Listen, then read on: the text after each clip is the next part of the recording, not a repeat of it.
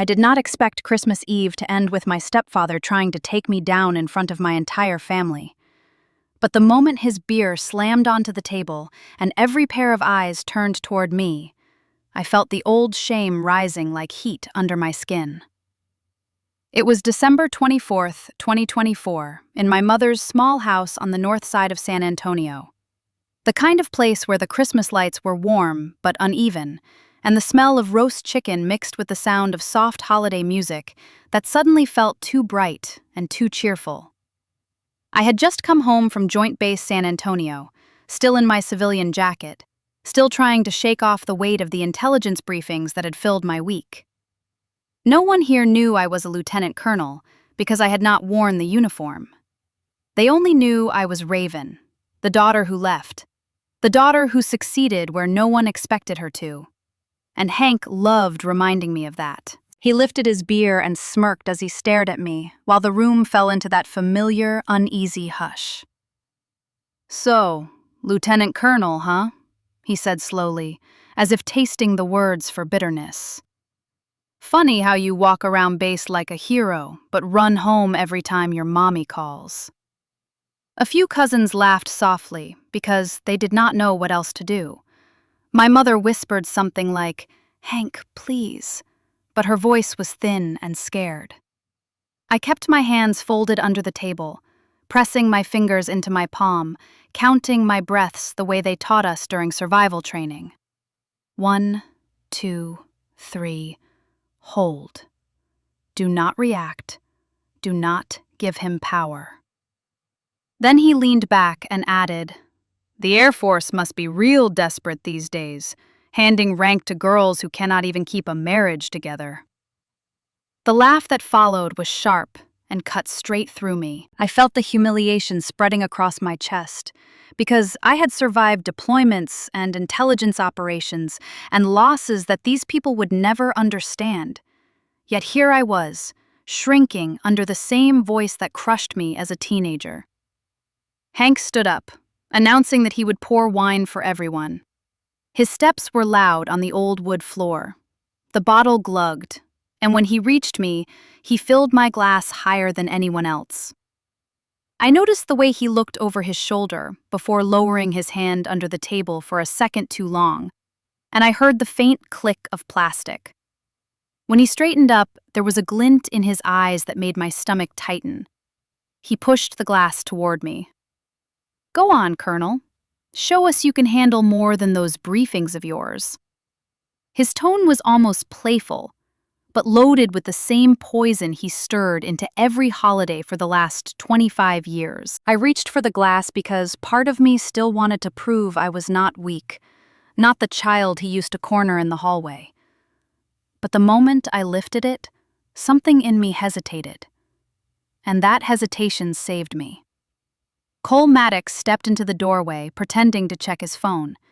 He was introduced earlier as a friend visiting town. In reality, he was the Air Force Office of Special Investigations agent assigned to protect me after my testimony put pressure on a defense contractor. He watched everything without watching it directly, and when his eyes landed on my glass, his posture changed. He stepped closer, speaking in a low, apologetic tone that fit the room. "Raven, sorry, Colonel Hale. I need you for a quick call with base. It is about tomorrow morning." Hank groaned loudly. "Typical duty calls. You can never just sit and be normal." I stood from the chair, feeling Cole place 2 fingers lightly against my wrist. His voice dropped to a register only someone with training would catch. "Do not drink, that something is off. Trust me." My breath stopped. I followed him into the narrow kitchen with its dim light, and the tiny window fogged by the cold night. Cole pulled a small test strip from a pocket kit, dipped it into the wine, then held it between us. The strip shifted color almost instantly. "Not just wine," he said quietly. "Someone added something. In your own house." My pulse hammered against my ribs. I leaned toward the doorway where I could see Hank laughing loudly with my uncles. His face flushed with the satisfaction of a man convinced he had finally won whatever twisted battle he had been fighting with me my entire life.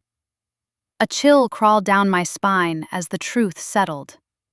My own stepfather had tried to dose me on Christmas Eve, and he had no idea an Air Force agent had already seen straight through him. If you are listening to this, and you have ever felt the sting of humiliation in the place you were supposed to call home, tell me where you are listening from.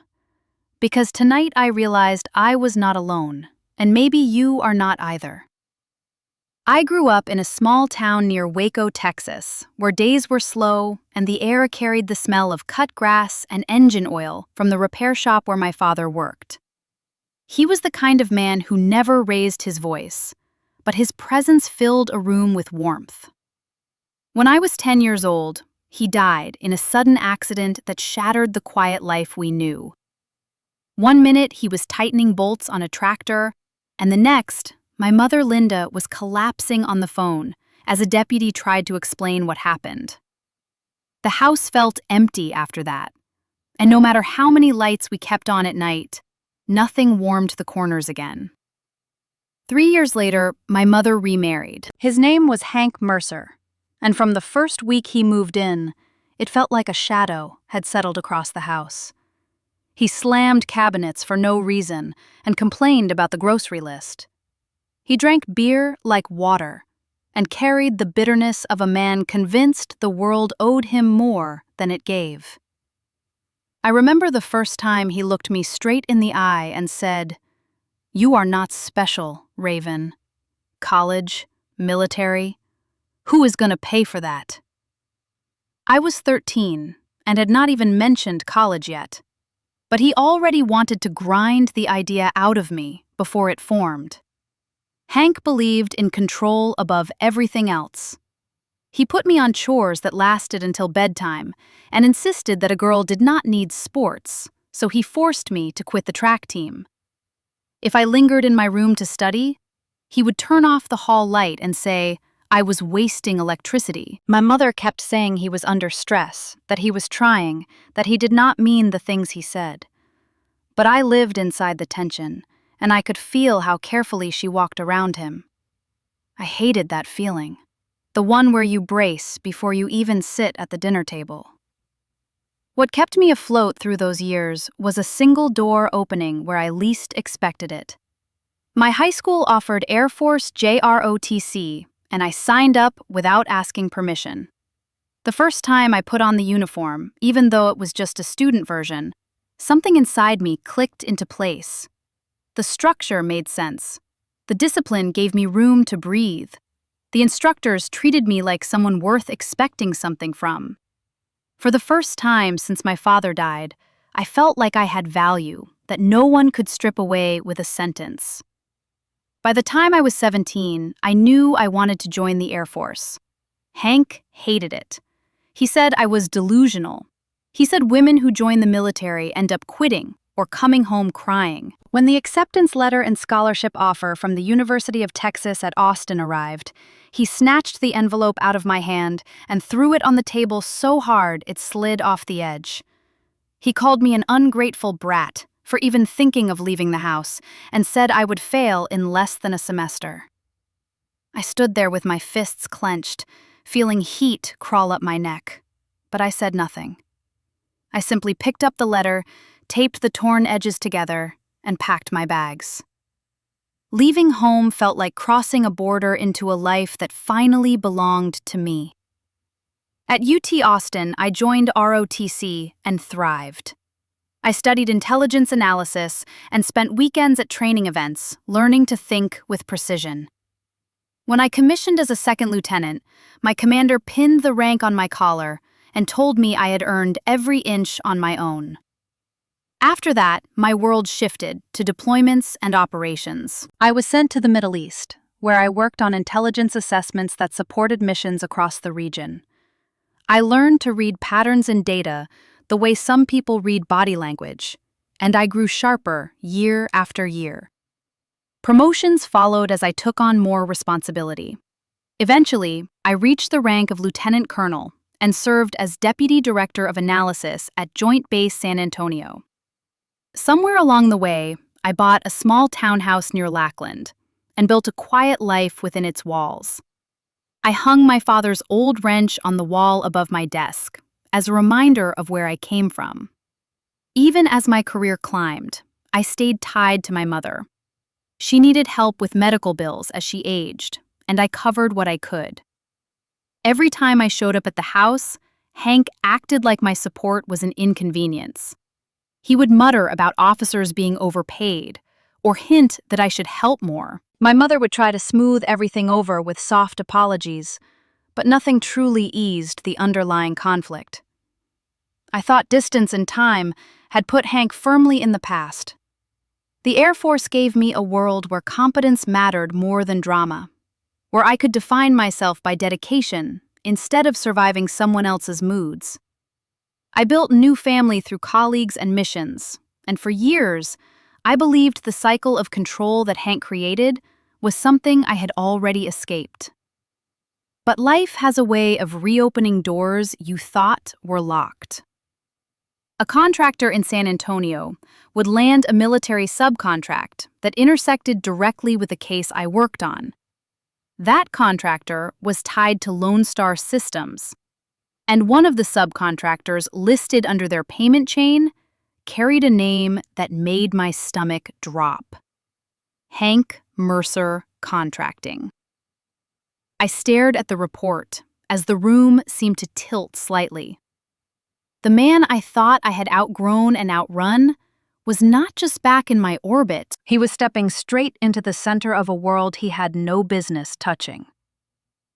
At that moment, I did not yet understand how dangerous that connection would become, or how far he was willing to go to protect himself.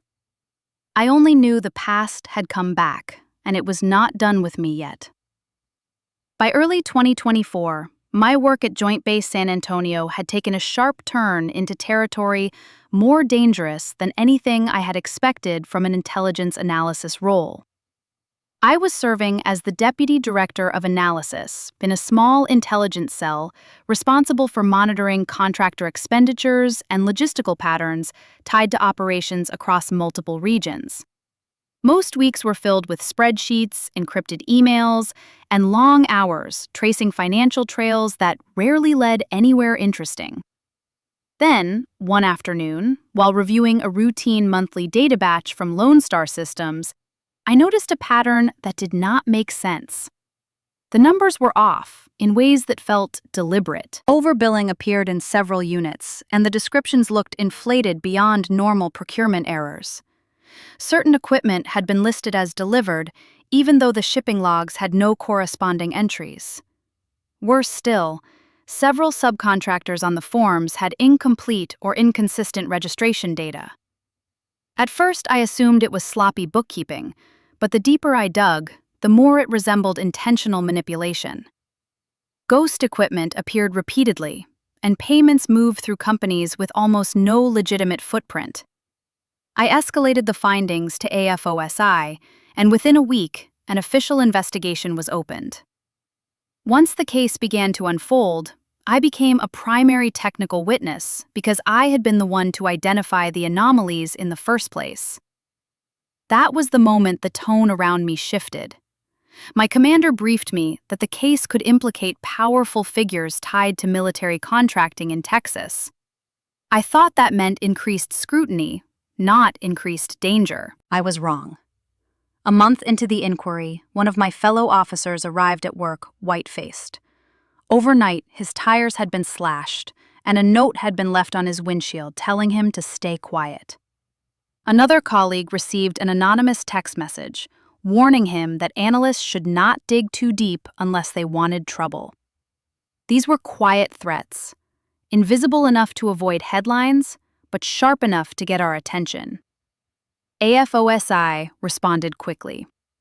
They determined that anyone who touched the financial anomaly files could be at risk, and since I had led the discovery, they decided I required protective measures, even if they wanted to keep that fact discreet. My commander informed me in a closed-door meeting that AFOSI would be assigning someone to watch my six. He said it softly, but the weight behind the words made my stomach drop. When he added that the detail would be covert and that I should act normal around base, I realized this was no longer just an investigation. It was a battlefield of a different kind. The next day, a man approached me outside the building as I left for lunch. He looked like he belonged anywhere and nowhere at the same time. Average height, maybe 40 years old, steady posture, neutral tone. He introduced himself as Cole Maddox and said he was the special agent assigned to me. He had previously worked security forces before transitioning into investigations. His eyes moved constantly, not frantically, but with trained awareness, scanning exits, scanning shadows, scanning everything. He said he would operate under the cover of being a friend from another unit. I felt a mix of annoyance and disbelief. I told him bluntly, I do not need a babysitter. He did not flinch. Instead, he answered calmly, "Ma'am, this is not about you being weak. It is about them being desperate." The honesty in his voice cut through my irritation.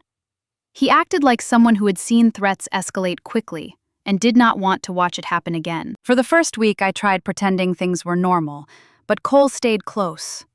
He walked the parking lot a few steps ahead of me, watched who lingered too long near my building, and sometimes interrupted conversations with an excuse if someone pressed me about details of the case.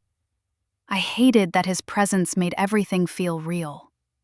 Yet I could not deny that the fear gnawing at the edges of my thoughts was quieter when he was near. I kept my focus on the investigation and on laying out clean data for AFOSI. Still, there were nights when I locked the door to my townhouse and heard Hank's old voice echoing in my memory, mocking my choices, telling me danger always came from the things I could not see. I pushed those thoughts aside, reminding myself he was miles away and irrelevant to anything happening at JBSA. The investigation deepened. AFOSI traced funds moving in and out of Lone Star, and then branching off to subcontractors operating around San Antonio. I spent long nights building out flowcharts and reconstructing timelines to show how supplies that never existed were billed to the government. The closer we got to understanding the scope, the more my instincts told me the case was bigger than anyone expected. Cole noticed my tension and asked once if I was sleeping. I shrugged it off. He replied with a simple observation. You cannot analyze danger if you are too tired to see straight. It was the closest thing to personal advice he ever offered. One evening, while I was reviewing updated reports in a secure room, an email came through from AFOSI. It contained a revised subcontractor list tied to Lone Star. I scrolled through the familiar names and addresses until one line froze me. Mercer. Hank Mercer Contracting. My breath caught so sharply, the room felt smaller. I said the name aloud without meaning to, and the sound of it dropped into the silence like a stone. For a moment, I did not move. My mind raced back to the small house near Waco, my mother's worn hands, the sound of Hank's boots hitting the floorboards the way he told me I was not worth anything beyond chores. I had spent my entire adult life running toward structure, order, discipline. I had left that man behind like a shed skin. Now, suddenly, he was sitting in the center of an investigation involving millions of dollars and fraudulent military contracts. I did not know yet how deep he was involved, but the fact that his company appeared anywhere inside the Lone Star chain meant trouble. Real trouble. My heartbeat quickened as I read the line again. My past was no longer behind me. It was stepping directly into my mission. And for the first time since the investigation started, I felt a new layer of fear crawl up my spine. The danger was not only from contractors or criminals. It might be coming from my own family. Have you ever been so focused on doing the right thing that you did not see danger coming from your own family? Tell me in the comments if this hits close to home. The week after I saw Hank's name in the subcontractor list, I drove to my mother's house after a long shift on base, hoping for a quiet evening to clear my thoughts. The neighborhood looked the same as it had for decades: small houses with peeling paint, chain-link fences, and porch lights that flickered. As I walked up the driveway, I heard Hank's voice long before I stepped onto the porch. He was standing with two neighbors, leaning against the railing with a beer in his hand and bragging with loud confidence. "Government money, baby. They finally paying attention to real workers like us." He laughed with a smugness that made my skin tighten. I paused in the doorway, stunned for a moment. Hearing him talk about military money like it was some kind of personal trophy made the connection between him and the Lone Star case feel even more dangerous. He continued, loudly saying Lone Star Systems had subbed work to him for repairs in base housing around JBSA, and he talked like he had earned a promotion. My heartbeat picked up, but I kept my face calm. I did not comment. I simply walked past him, murmuring a greeting to my mother, who appeared from the kitchen with a tired smile. I decided not to ask anything yet. I wanted more information before confronting him. After that night, I found myself visiting my mother more often, even if part of me dreaded stepping into that house. Each time, Hank managed to turn ordinary conversations into small cuts delivered with a smile.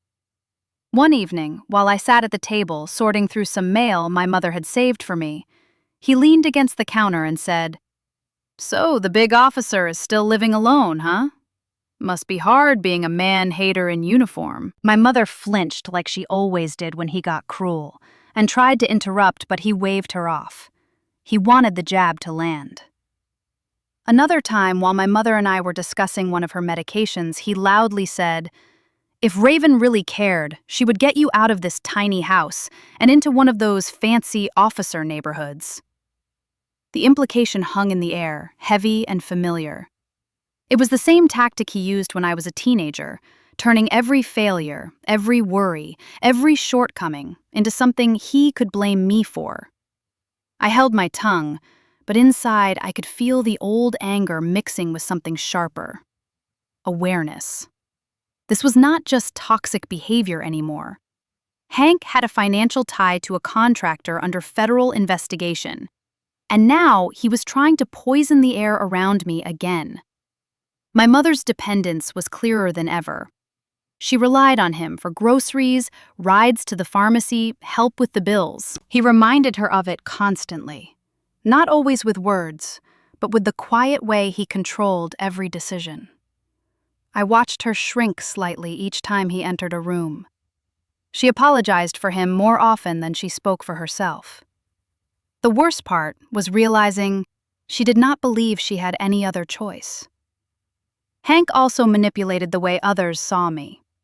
Neighbors would look at me with sympathetic smiles, almost pitying, and I did not understand why until I overheard him outside one afternoon. He told a couple from across the street that I had been struggling with stress and that deployments had messed me up a bit. He suggested I had emotional issues and implied that coming home was my way of avoiding pressure. He said it casually, as if he were discussing the weather, but he wanted the words to stick, and they did. People started asking if I was doing okay, in tones usually reserved for someone recovering from a breakdown. I realized then that Hank was laying groundwork. He was shaping a story about me, one where I looked unstable, unreliable, unfit. I recognized the pattern immediately. It was the same one I was tracking in the Lone Star case, except this time, the data point was me. One evening, after dinner, a conversation turned into an argument. My mother tried to get between us, holding her hands up. But Hank was in one of his moods, walking circles around the living room and spitting out insults with every turn. He accused me of thinking I was smarter than everyone because the Air Force gave me shiny rank. He said I looked down on people who did real work. I had heard variations of this speech before, but this time he ended it with something different, something cold, something that made my stomach twist. "You think your clearance can save you?" he said with a mocking laugh. One little incident, and they will yank that badge off your chest so fast your head spins. I froze. My clearance was not public knowledge. It was not something he should ever talk about like that. There was a tone in his voice I had not heard in years. It was not anger. It was certainty, like he already had a plan. A chill ran down my spine so sharp, it felt like stepping into a dark room and realizing too late someone was already inside. I stared at him, and for a brief second he held my gaze, with a smirk that told me he knew exactly what he had said. My mother tried to smooth things over, but her voice sounded far away. I left shortly after that, carrying with me a weight I could not name yet. At the time, I did not know his words were not random. I did not know that he was laying a trap built on humiliation and doubt. I only knew that something inside me had shifted. All the years I believed I had outgrown him evaporated in one moment. The past was not only back, it was watching me, waiting to strike. And I could feel danger circling closer, even if I could not yet see its shape. The days following that chilling warning from Hank felt heavier than anything I had carried in months of analyzing contractor fraud. It was as if every step I took pressed deeper into a ground that was slowly cracking beneath me. At JBSA, the AFOSI team continued pulling financial threads from the Lone Star investigation, and one morning, they called me into a small briefing room where the fluorescent lights hummed against metal filing cabinets. An agent slid a stack of documents across the table. They had traced wire transfers from Lone Star directly to a subcontractor account under Hank Mercer Contracting. The amounts were disproportionate to the reported work. Payments for repairs that did not match the labor logged. Payments for equipment that appeared nowhere in distribution records. Payments that looked like attempts to wash money through a small contractor who would never ask questions. The agent looked at me with a steady expression and said, "This is not normal. We need you to stay alert." I nodded, even though my stomach had tightened into a knot. Leaving the base that evening, I replayed every conversation I had heard from Hank in recent weeks, every arrogant claim, every insinuation that he had connections or leverage. Now it made a horrifying kind of sense. At my mother's house, things were shifting too. The phone rang more often, and when I answered once by habit, a man with a harsh voice asked for Hank and demanded to know when he was going to make a payment. I hung up before he could continue. A moment later, Hank stormed into the room and accused me of eavesdropping, even though the call had been completely accidental. He grabbed another beer and slammed the fridge shut with a force that made the magnets fall to the floor. Over the next week, I noticed he was drinking earlier in the day and pacing more often. His temper spiked without warning, and the neighbors began avoiding him. One night while I was visiting my mother, he snapped without any provocation. "You think they will keep you, once they figure out you are just a broken little girl with rank on her collar?" he shouted across the living room. My mother gasped and begged him to stop, but he ignored her. He wanted the insult to hit. I stood there holding my breath, willing myself not to react. His words carried years of poison, twisted into a single moment meant to weaken me. Later, I overheard him talking to my mother in the kitchen. His voice was low, but not low enough. He said, "Raven is struggling. You know that. The missions messed with her. She will not admit it, but she has PTSD, probably taking something for it." He even added that I was unstable, that I should not be trusted with responsibility, that I was close to falling apart. I felt my throat tighten. My mother did not defend me. She just whispered something tired and fragile, like she did not know what to believe anymore. I walked outside before they saw my face. Cole noticed the shift immediately. He watched Hank more closely each time he accompanied me to the house, pretending to be a friend dropping by. Outside one afternoon, he murmured, Hank is not just lashing out. He is shaping a story. He is trying to paint you as unstable. I asked why, and Cole said, because that is what people do before a larger plan. They weaken credibility first. He reported it to his chain of command, and they agreed the pattern was concerning. The rumor forming around me was not random. It was coordinated, controlled, intentional. The pressure kept building. The air in the house felt tight, like there was no room for truth to breathe. My mother avoided eye contact with me more often. Hank strutted with the confidence of a man who believed he had leverage in every direction. And beneath it all, I could sense his desperation. He owed money. He was being squeezed. He needed Lone Star to keep paying him, and he needed to make sure no one threatened his role in that chain, least of all me. I tried to focus on my work and on maintaining composure, but every time I saw my mother forcing a smile while Hank filled the room with his loud authority, something inside me ached, with old wounds resurfacing. Then, one evening, near the end of November, he delivered a line that hit different from the rest. He stepped in close enough that I could smell the alcohol on his breath and said slowly, "Christmas Eve, we are doing it right this year. Family at the table. No uniforms, no rank. Just us. You will be here, won't you?" The way he said it was not an invitation. It was a warning. And I did not yet understand that he had already chosen that night as the moment he would try to destroy my credibility and my career in front of the people who should have protected me. The air in the room shifted, and my heart sank even though I could not yet name the danger. If someone in your family has ever tried to make you look crazy or unstable just to control you, you are not alone. Let me know if that resonates. Pressure brings out the truth in people, and in Hank, it brought out something darker than anger. It brought out calculation. While I was on base trying to keep the investigation clean, he was moving through his world with a purpose I did not yet understand.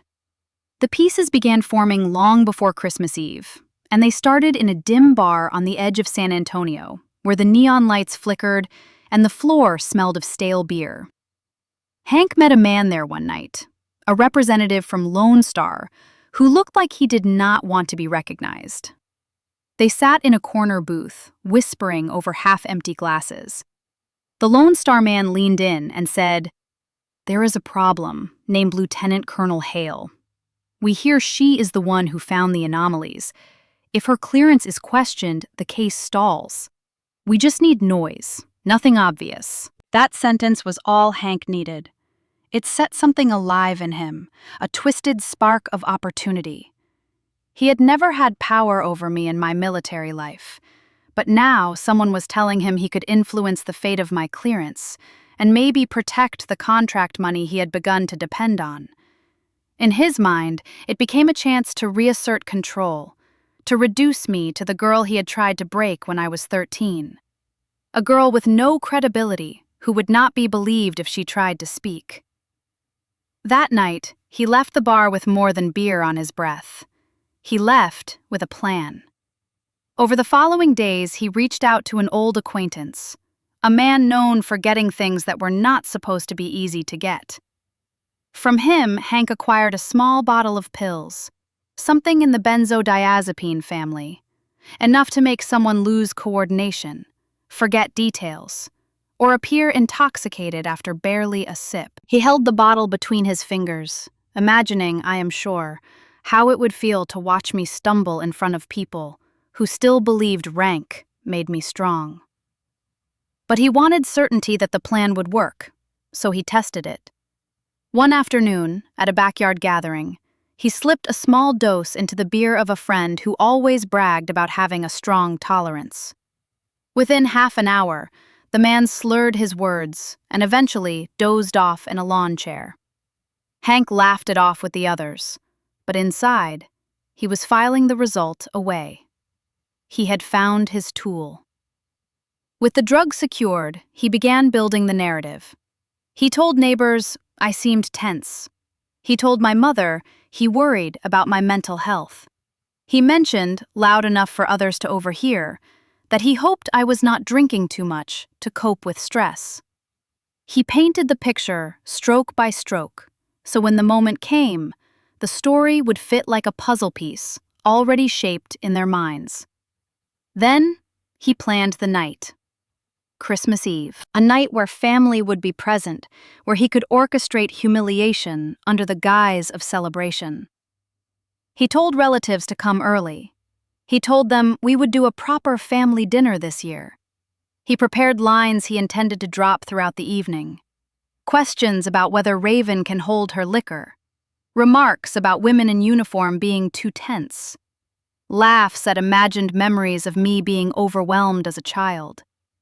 It was designed so that by the time he poured my drink, everyone in the room would already be primed to believe the worst.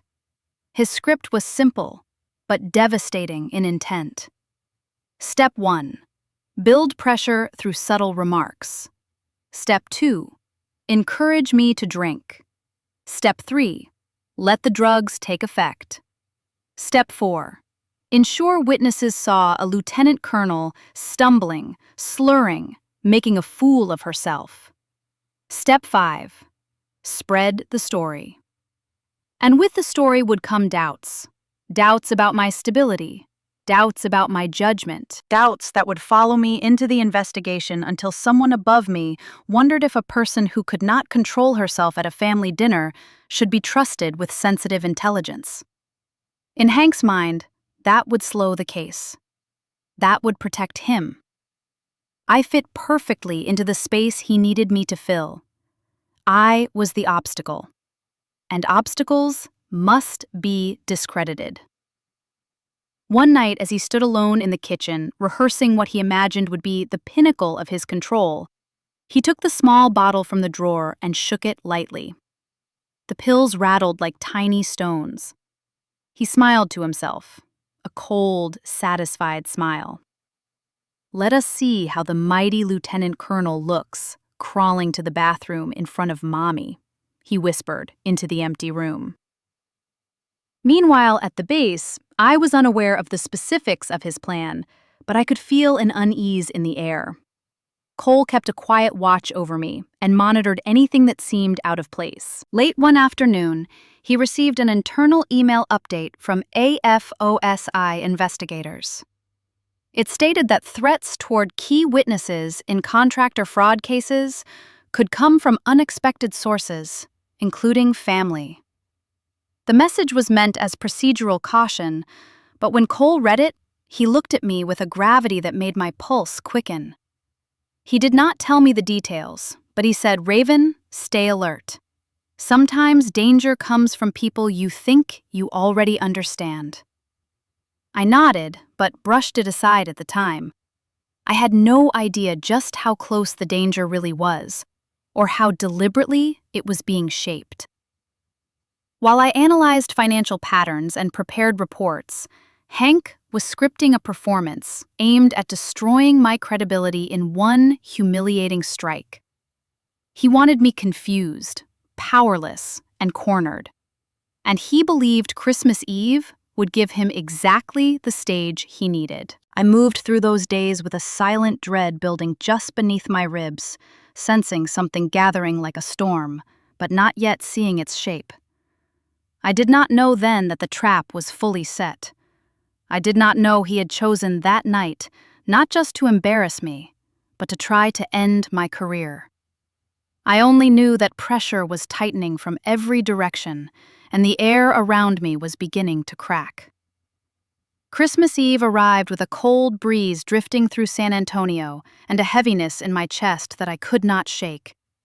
I drove to my mother's house, repeating the same quiet promise in my head, "Just get through the night for Mom." When I stepped inside, the living room was already crowded. Relatives filled the space with small talk, and the scent of roasted turkey hung in the air. Strings of colored lights blinked on and off along the walls, as if trying to hide the tension beneath their glow. At first, everything felt almost normal. People exchanged gifts and told light-hearted stories. My mother moved nervously between the kitchen and the dining table, trying to keep everyone happy. For a moment, I almost believed the night could pass without incident. But then Hank stepped into the center of the room, holding a beer and wearing the smug smile I had come to recognize too well. He began recounting stories from when I was a child, except he twisted every memory into something meant to embarrass me. "She cried the first time she saw blood," he said loudly to a group of cousins. They laughed, even though most of them looked unsure. Then he added, "She was always too sensitive. I do not know how the Air Force puts up with it." My jaw tightened. In my mind, I felt the weight of the moment. I was pinned as a second lieutenant, remembering the pride in my commander's voice when he said I had earned every bit of my rank. That memory clashed sharply with the derision in Hank's voice. I inhaled deeply, trying to stay composed. I glanced toward the living room doorway, where Cole stood casually leaning against a wall, appearing to scroll on his phone. To everyone else, he looked like a friend visiting for the holiday. But I could see the tension in his shoulders. He was watching everything. Dinner finally began. Plates clattered, forks scraped plates, and the room filled with the low hum of conversations. Hank walked around with a bottle of wine, topping off glasses while recounting more thinly veiled insults about my career. At one point he said, "Come on, Raven, show us the mighty lieutenant colonel can let loose." I forced a small smile, but my muscles felt stiff. My mother looked at me with an apologetic expression that was equal parts love and exhaustion. Then a moment began to unfold in slow motion. Hank poured a generous amount of wine into my glass, more than he poured for anyone else. As he leaned forward, his hand dipped subtly out of sight behind the neck of the bottle. I heard the faintest click, like a small cap being pressed. A drop of clear liquid slipped into the dark wine without a ripple. I felt my heartbeat in my ears. I had not seen the bottle, but I sensed something wrong in the air. Cole's eyes snapped toward Hank's hands. His posture changed just barely, but enough that I felt a ripple of awareness travel through me.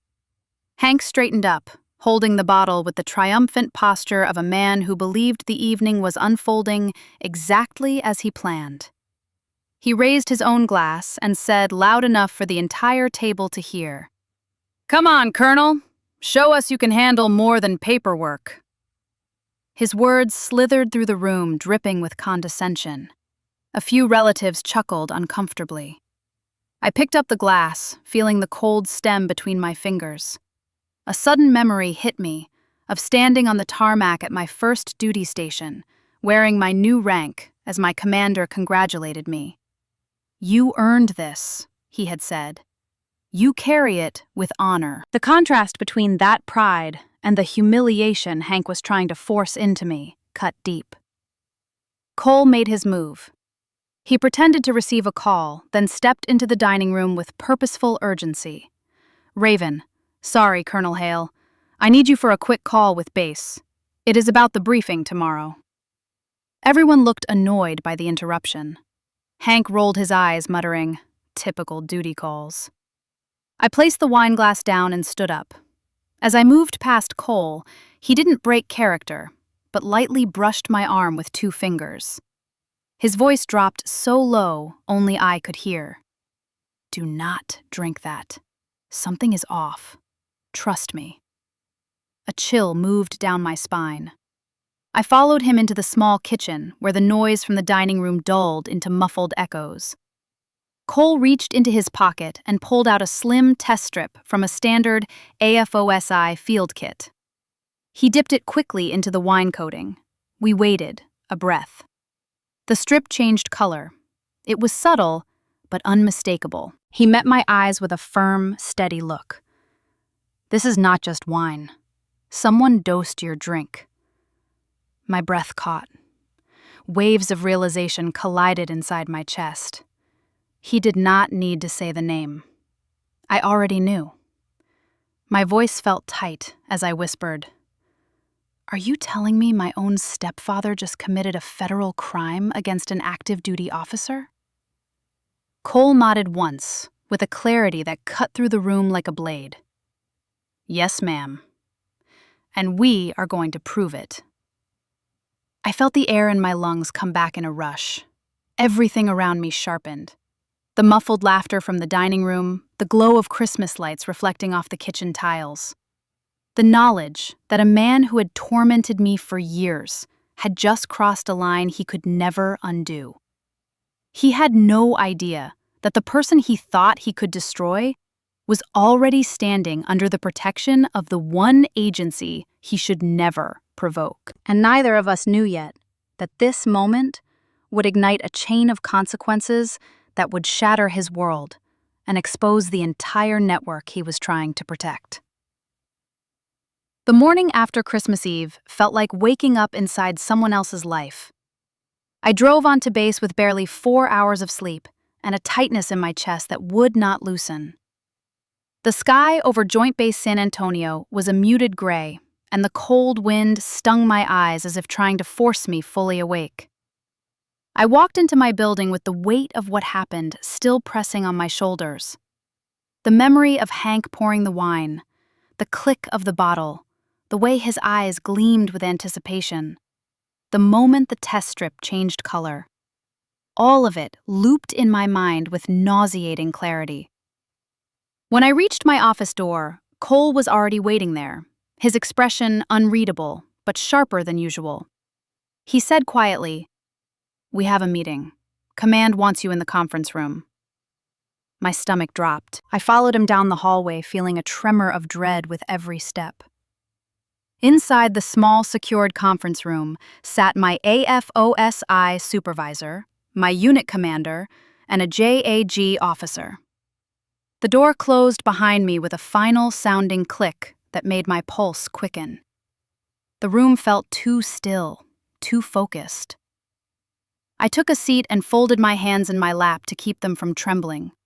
My AFOSI supervisor began by laying out the details in a steady, measured tone. First, he placed the test strip results on the table in front of me. The chemical indicators were undeniable. The sample taken from my untouched wine glass contained a sedative consistent with the type used in some drugging cases. Then he pulled up footage from my mother's house, captured by the doorbell camera the night before. The angle only showed partial movements inside the doorway, but it caught Hank retrieving the small bottle from his jacket pocket before stepping into the kitchen and rejoining the group at the dining table. It was not proof of the moment he dosed the drink, but it was enough to establish intent and concern. Another clip from a covert recording device placed by investigators earlier in the case showed him speaking to someone on the phone days before Christmas, saying, "It has to look real. It has to look like she cannot handle herself." My throat tightened as I stared at the evidence. They continued listing what they had. Corroboration from his previous financial patterns, suspicious transfers between Lone Star and Hank's business, a growing case that pointed not only to fraud, but to direct retaliation against an active duty officer connected to the investigation. And that officer was me. The realization settled like ice beneath my skin. Until that moment, I had still been trying to process what he had done with the wine. Now, the room was spelling out the full truth, with no room left for denial. Hank was not just a controlling man with a mean streak. He was a link in a corrupt network. He had attempted to drug me not out of drunken rage, but because Lone Star had painted me as an obstacle, and he had decided he would eliminate that obstacle by destroying my credibility in front of my own family. I felt a deep sting in my chest, a mixture of betrayal, humiliation, and something even sharper: shame.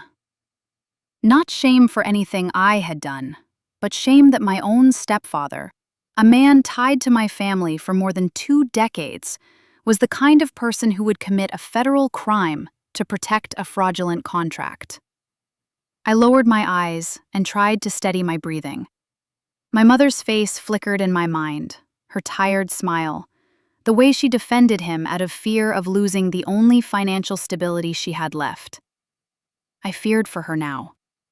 I feared what would happen when all of this came crashing down. I also feared what the public would think. News stories often sensationalized anything involving military misconduct, and I worried my name would get tangled into headlines even if I had done nothing wrong. The thought of my chain of command doubting my objectivity gnawed at the edges of my mind. Every officer with a clearance lives with the quiet knowledge that perception can matter as much as truth. Exposing a family member in a criminal case could raise questions about bias, but hiding the truth would make me complicit. As all of this churned inside me, my commander leaned forward and said, "Lieutenant Colonel, we are here because we believe you acted appropriately and that you were targeted. You are not under scrutiny. You are a witness." His reassurance steadied me, but did not erase the ache behind my ribs. After they finished reviewing the evidence, they asked if I had anything to add. I stared at the table for a long moment as the magnitude of everything hit me. I had spent years rising through the ranks, believing I had escaped Hank's reach. Now he was not only back in my life, but tied directly to a criminal case that threatened national interests and my family. I lifted my head slowly. My voice felt raw when I spoke. If you have ever had to choose between protecting your career and exposing your own family, I want you to know you are not alone. Comment listening if this hits hard.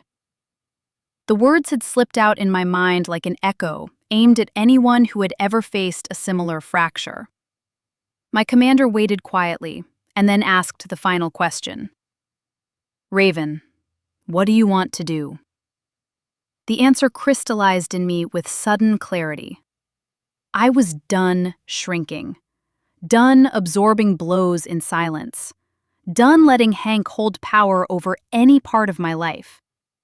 I raised my eyes to the camera positioned at the edge of the table, the one used for documenting witness statements, and I felt something inside me shift from fear into resolve. "Whatever it takes," I said steadily.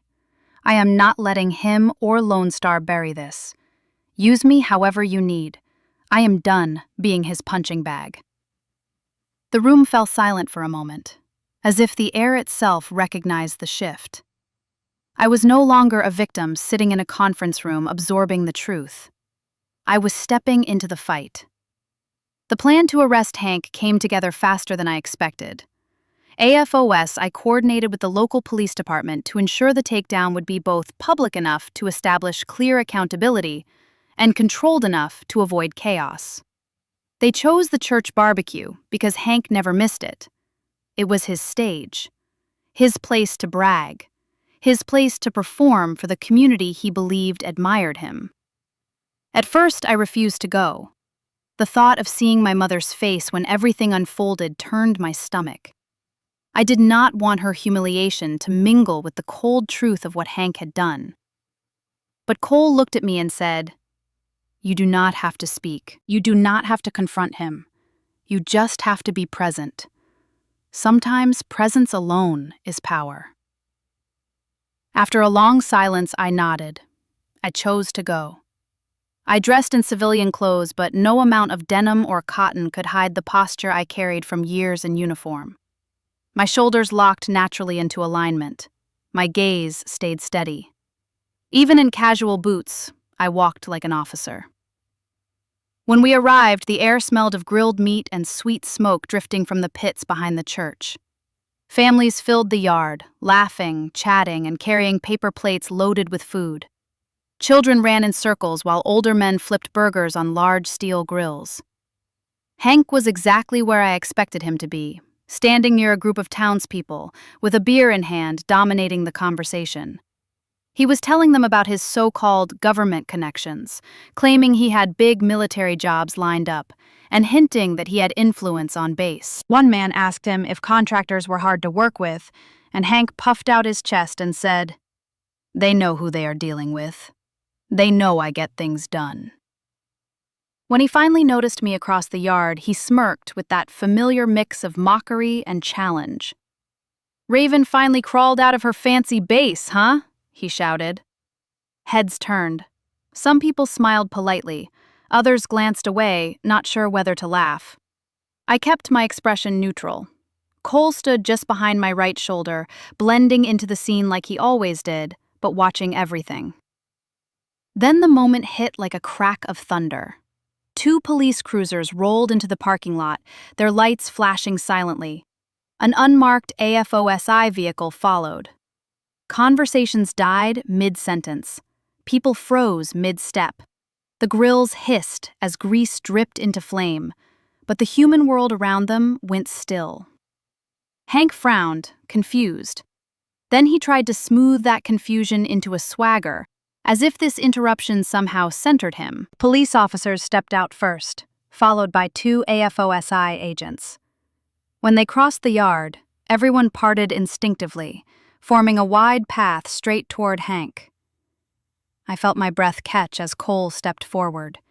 He withdrew his badge and said clearly, "Hank Mercer." Hank blinked and laughed awkwardly, as if they had mistaken him for someone else. Cole continued, "You are under arrest for assault on an active-duty service member, attempted poisoning, and conspiracy to defraud the United States." A gasp rippled through the crowd. People whispered. A few took a step back. Some stared at me as if I held an explanation they were owed. Hank's face twisted from confusion to rage. He backed up a step, raising his hands. "Are you kidding me?" he barked. "This is ridiculous. She is the problem. She set this up." Linda appeared from behind a group of church members, her face pale. "What is going on?" she asked breathlessly. "Raven, what did you do?" That question hit me like a small blade, even though I knew she did not mean it the way it sounded. I met her eyes and said quietly but firmly, "I told the truth, Mom." Officers moved in as Cole read the full list of charges. Hank tried to pull away, shouting, "You ruined our family. You think the Air Force is your real family now? You think they will protect you?" His voice cracked in desperation as they pinned his hands and secured the cuffs around his wrists. For a long time, I had imagined what it might feel like to finally see him lose the power he wielded with such cruelty. But standing there, watching him struggle, I did not feel triumph.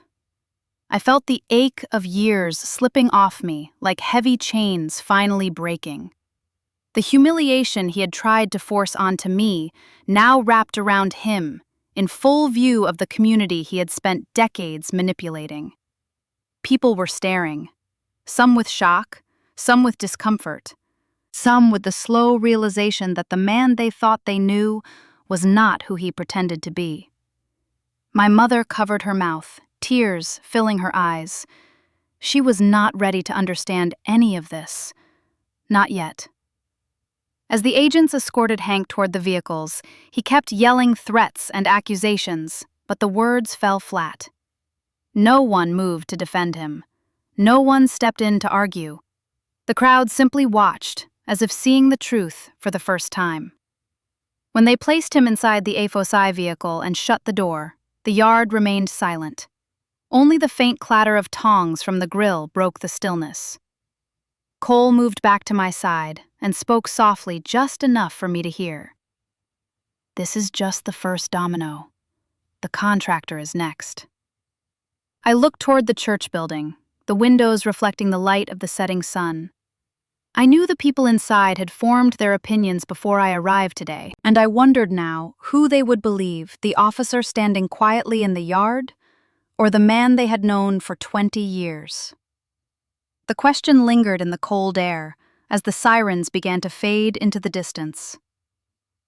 After the arrest at the church barbecue, the real fallout began, and in some ways, it felt worse than the handcuffs themselves.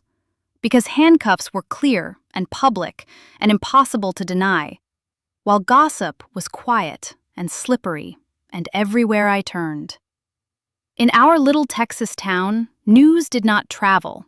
It seeped under doors and through church bulletins and into grocery store aisles. Within days, I could feel the air change at the gas station and the diner where I used to grab coffee with Mom on Sundays. People would glance over and then look away too quickly, or hold eye contact a second too long, the way folks do when they have built a story in their heads before ever asking for the truth. I heard the first rumor standing in line at the pharmacy, when two women behind me whispered that it was a shame I had called the police on my own stepfather, just because we had a family argument. Another said quietly that the military must be trying to cover something up if federal agents got involved. They did not know I could hear them, or maybe they did and wanted me to. At church, where Hank had spent years hauling tables and flipping burgers for fundraisers, some people seemed determined to see him as a misunderstood good man who had made a small mistake, while I was cast as the cold daughter who had dragged federal law into what should have been a private matter. A few relatives who barely called me all year suddenly became bold over the phone.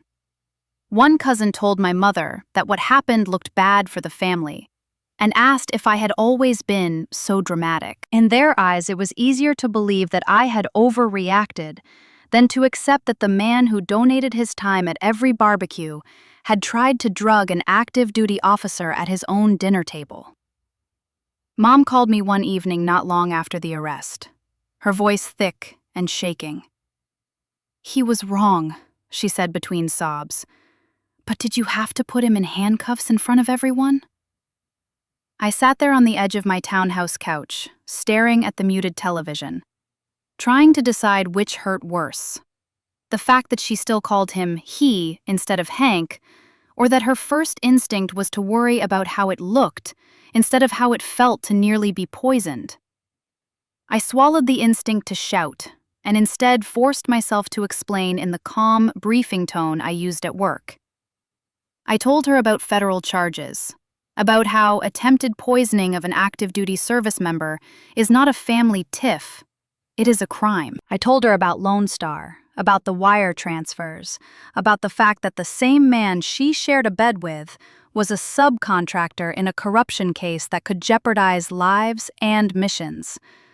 I told her that I had almost swallowed that wine, and that if Cole had not been there, she might have been watching me taken out of that house on a stretcher instead of watching Hank led away in cuffs. There was a long silence. Then she whispered, "I did not know any of that." And I said quietly, "You did not want to know." After that call, sleep stopped coming easily. Every time I closed my eyes, I saw different versions of the same picture. Hank leaning over a table when I was 16 and shoving a report card back at me saying, "Do you think grades make you better than this house?" Or Hank at 21 yelling when I left for ROTC. Or his face on Christmas Eve as he tipped the bottle and watched the wine fill my glass. My brain stitched memories together into one long reel of being belittled in my own home. Sometimes I woke up with my jaw clenched and my hands balled so tight my nails left marks in my palms. On base, the chaplain and our embedded mental health team had already heard parts of the story from AFOSI. One afternoon, after a long debrief, my commander closed the office door and said, "Raven, I want you to go talk to someone." He did not say, "because you are weak." He said, "because you have carried this alone for a very long time." So I sat with the idea for a day, and then another, until the sleepless nights and the flashes of Hank's voice finally pushed me through the door of the behavioral health clinic near the medical group. That was where I met Dr. Elena Ruiz, a civilian therapist who had worked with military families long enough to understand that rank and toughness and duty often sat on top of very old scars. She did not start by asking me about Lone Star or AFOSI.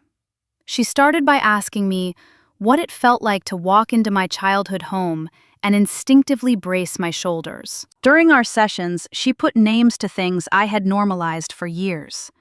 She called Hank's behavior coercive control. She explained how constant insults and unpredictable anger and financial manipulation could shape the way a person saw themselves even decades later. She helped me see that the way I always tried to anticipate his moods as a teenager was a survival skill, not proof that I was oversensitive. Hearing her describe family abuse in clinical words made me realize how long I had been trying to shrink myself to keep the peace. I had told myself for years that he just had a temper or that he was old school and did not understand women in uniform. In therapy, I had to face the truth that what he did was not tradition. It was abuse. The more we talked, the more I understood why my body reacted so strongly after the arrest. For most people, it was a shocking event in a church parking lot. For me, it was the day the old rules of our household finally shattered. For the first time in my life, Hank faced consequences that did not bounce off him and land on someone else. There was a strange kind of grief in that, even as there was relief. If someone in your life keeps you walking on eggshells, that is not love. It is control. If you are comfortable sharing, tell me. I hear you in the comments, so others know they are not alone. While I worked through those layers in therapy, the investigation kept moving like a slow, heavy train. One afternoon, AFOSI called me back in and laid out the next phase. They told me that after a few days in custody, Hank had started to cooperate in a limited way. Not because he was suddenly remorseful, but because his lawyer had explained exactly how much prison time he was staring at. To shave off a few years, he began to confirm details about cash payments and side deals with Lone Star Systems. At the same time, the case agents were finishing the financial trail that tied the company to a pattern of fraud. As they walked me through the charts and timelines, I felt another wave of nausea, realizing how deep the network went and how casually he had put my career and my life at risk just to protect his piece of it. Before I left that briefing, one of the agents hesitated, then added, "There is something else you should know. Hank's attorney is floating a narrative that you are a mentally unstable officer. They are trying to paint the poisoning as an overblown misunderstanding, maybe a reaction to stress." In other words, after a lifetime of being told I was too sensitive, too dramatic, too much, he was now trying to turn that smear into a legal strategy. I walked out of AFOSI that day with the wind hot on my face and a new kind of steadiness in my chest. They could call me unstable all they wanted, but I had facts and evidence, and the truth of what happened in that dining room.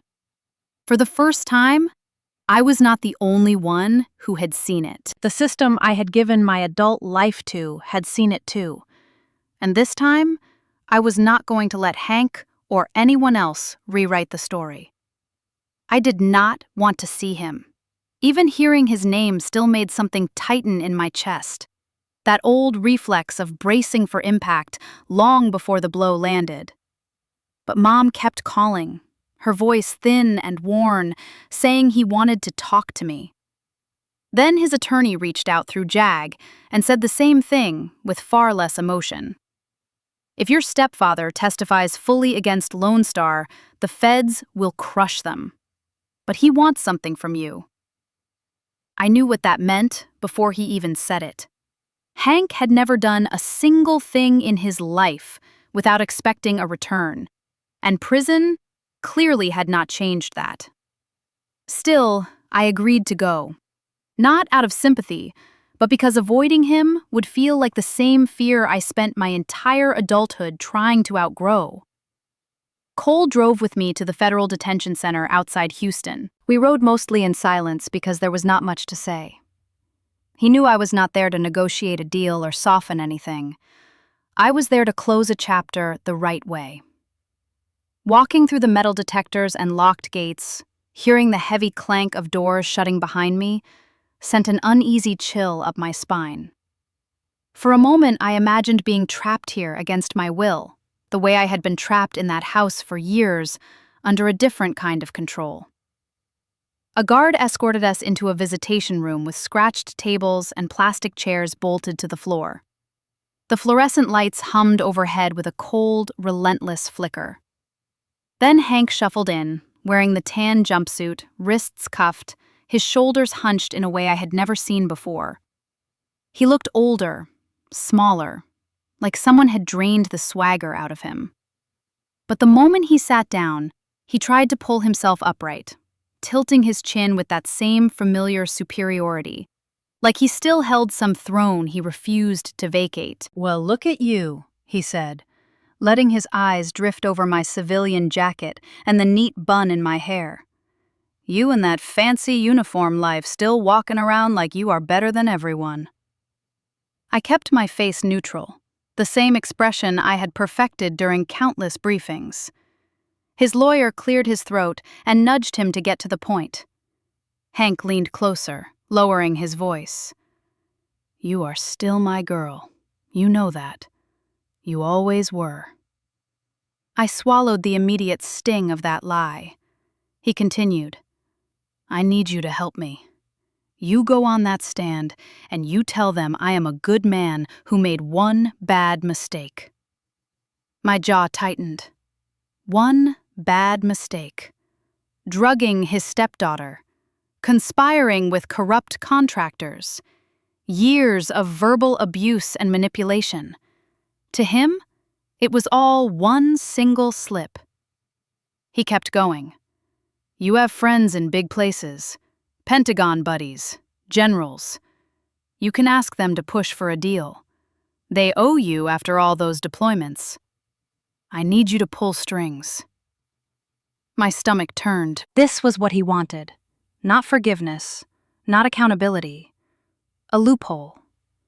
A shortcut out of consequences.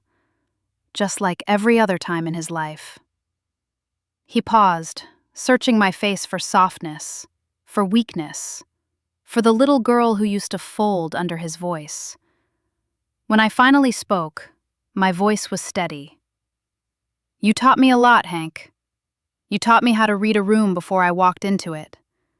You taught me how to stay small so you would not explode. You taught me how to survive people who take and never give." He blinked, uncertain where I was going. "But you never taught me loyalty. You never earned it. I will not lie for you. Not in uniform, not as your stepdaughter. Not ever." He scoffed. "Come on, Raven. You think you are some hero now? You think these people care about you?" I cut him off. "You made your choices. Now you live with them." That was when the mask cracked. His mouth twisted, his voice rising with that same ugly heat I remembered too well. "You will die alone in that uniform. Mark my words." He spat the words like a curse he believed he had the power to enforce. But this time they did not hit. They did not sink. They simply hung in the air, hollow and powerless. I stood, nodded to the guard, and turned away from him. As the door clicked shut behind me, I felt something inside loosen for the first time in decades. Outside the visitation wing, the sunlight hit my face hard and warm.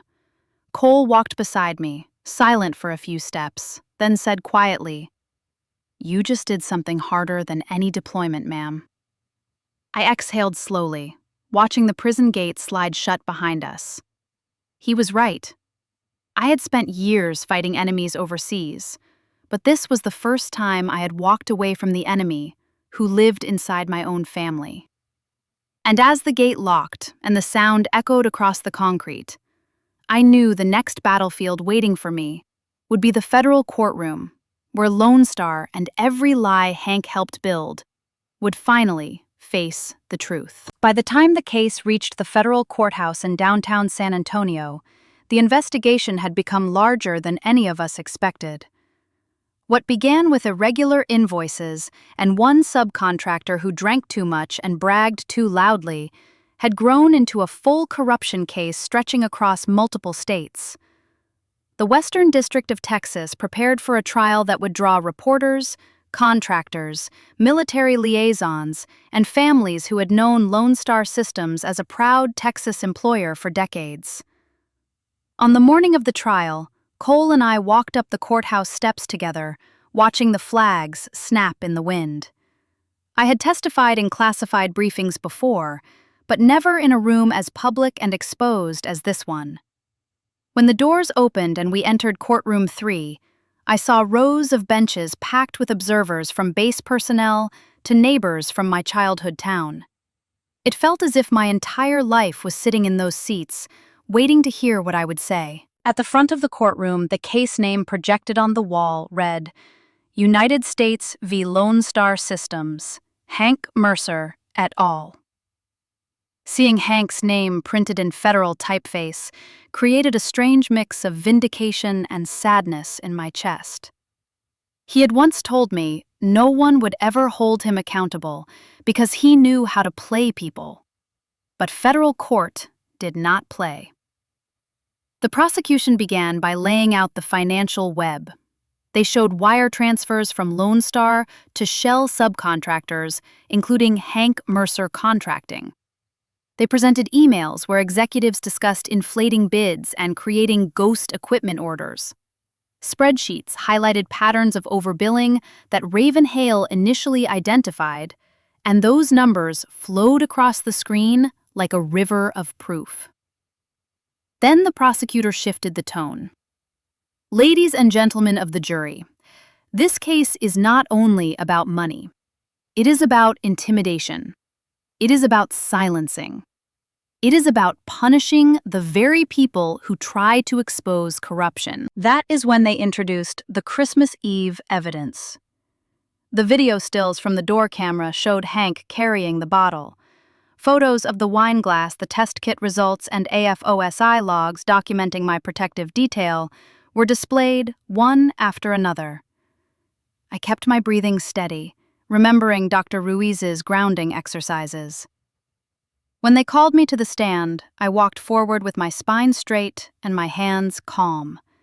The oath felt heavier than usual, a promise not only to the court, but to every young airman watching who believed truth mattered.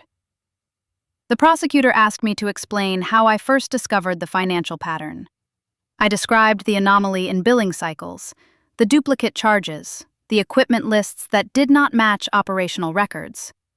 Then I walked them through the escalation from suspicious invoices to AFOSI involvement to the threats that led to my protective detail.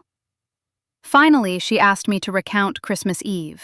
Several jurors leaned forward as I described the dining room, the insults, the glass tilted toward me, the whisper from Cole, and the second glass that proved the truth. When the prosecutor finished, the defense attorney rose with a practiced, sympathetic expression. Lieutenant Colonel Hale, thank you for your service, he began, which always meant an attack was coming right after.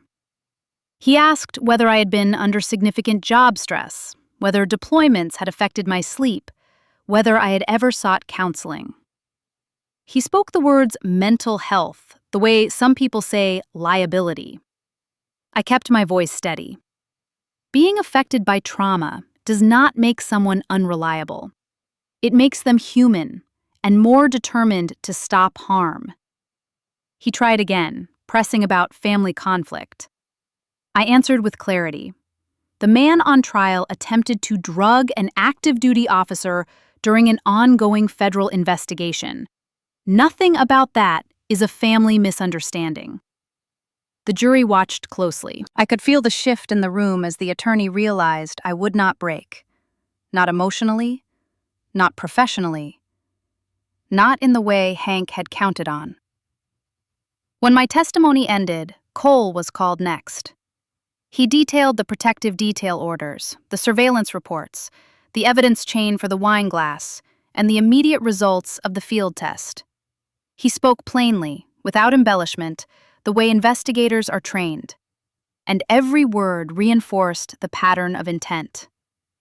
By the time closing arguments came, the story was undeniable. Lone Star had engaged in systematic fraud, Hank had knowingly participated and had attempted to discredit the primary whistleblower through intimidation and poisoning. The jury deliberated for only a few hours. When they filed back in, the tension in the room was thick, like the charged air before a storm. The four persons stood. On the charge of conspiracy to defraud the United States, we find Lone Star Systems guilty. On the charge of assault and attempted poisoning of an active duty service member, we find Hank Mercer guilty. Additional counts of fraud and obstruction returned the same verdicts. The judge issued the sentences a week later. Lone Star was ordered to pay massive fines and barred from federal contracts for at least 10 years. Several executives faced individual penalties and investigations in other states. Hank received a lengthy prison sentence, 15 years with no possibility of early release. He barely looked at me when the judge read the decision. Maybe he expected me to cry or crumble or meet his glare with anger.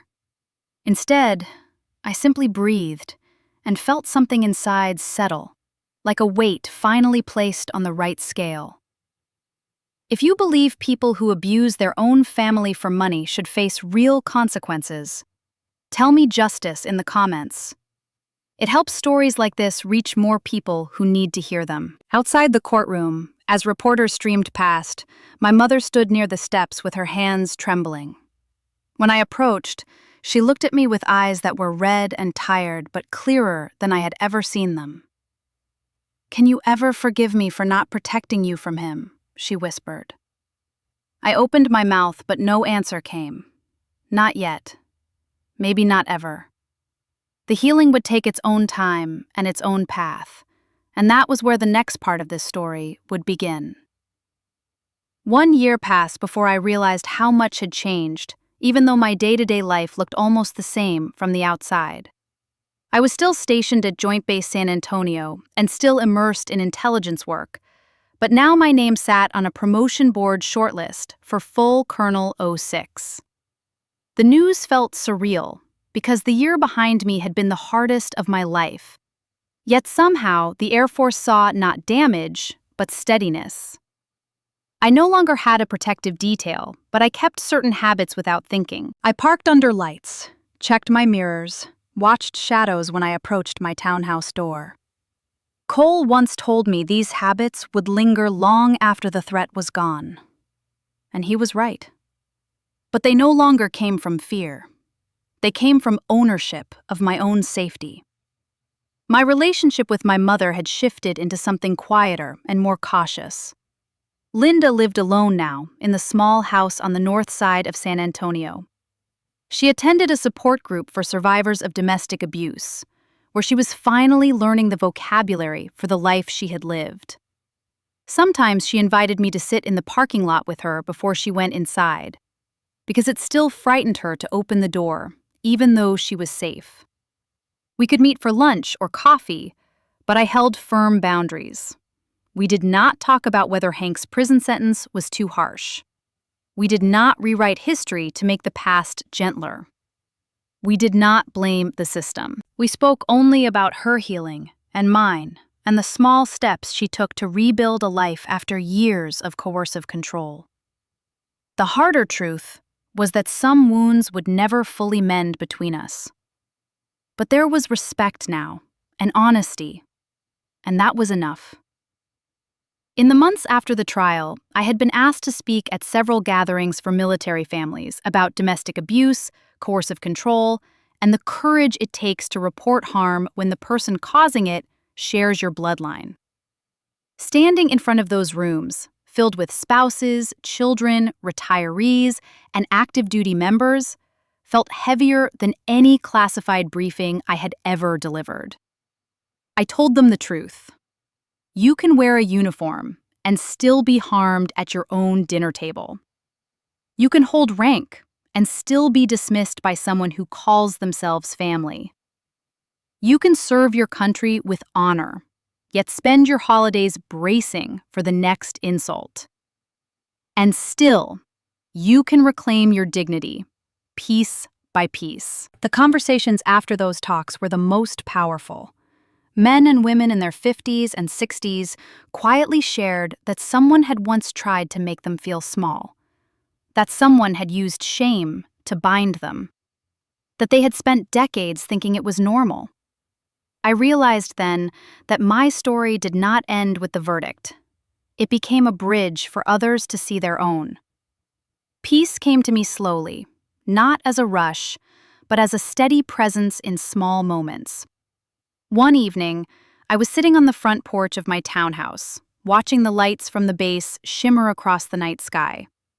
I held a cup of coffee, warm in my hands, choosing it intentionally because it symbolized everything I had taken back.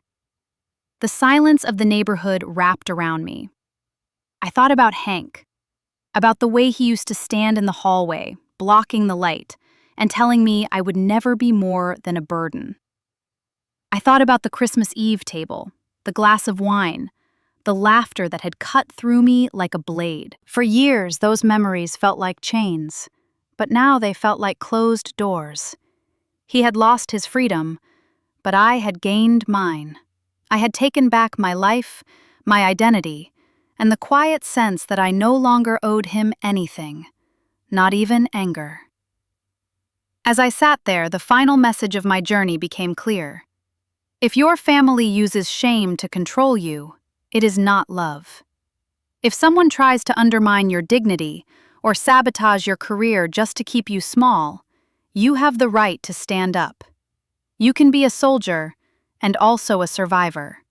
You can be harmed and still rise.